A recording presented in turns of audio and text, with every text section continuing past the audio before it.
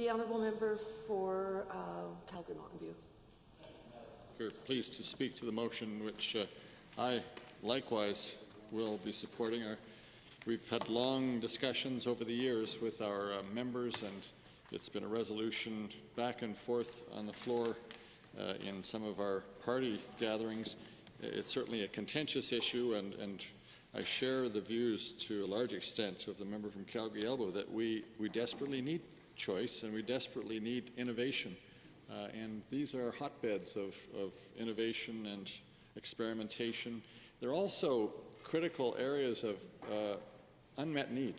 I'm thinking of the autism area. I'm thinking of First Nations. I'm thinking of some of the schools that specialize in helping families and students with special needs. The Calgary Academy comes to mind, learning disabilities that are uniquely placed to provide supports and success for some of these young people.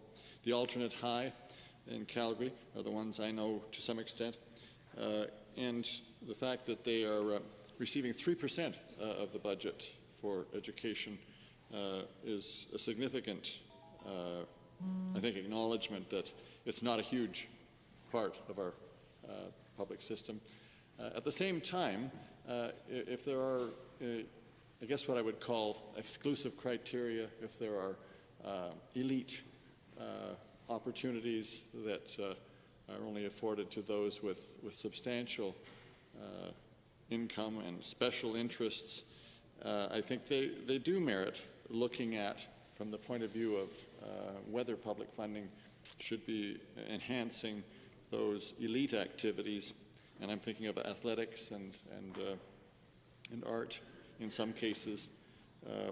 The position of our caucus, of our party, has been that ultimately we want to move innovation and the essential supports for all young people and their families into the public system, incorporating the best of what's there and ensuring that all students have access to at least the fundamentals that whether they're disabled or whether they are having specific learning problems, that those be part and parcel of our public system, and that over time integrating back into the public system would allow them to have full public funding, and that would be the incentive for them to return, or to actually not return in some cases, but to come into the public system.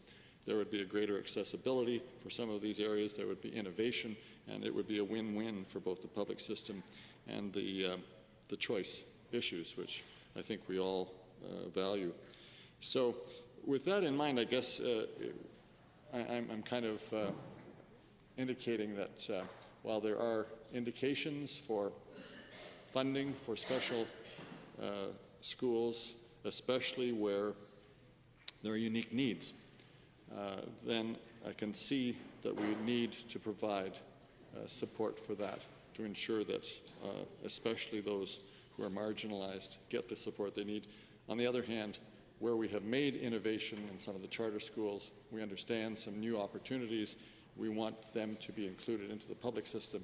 We can consider full public funding for those, subject to some years of transitioning back into the public system and meeting the inclusion criteria, the issues around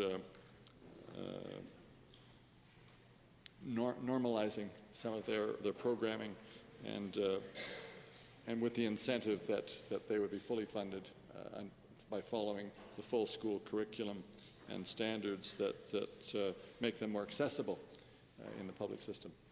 Thank you very much.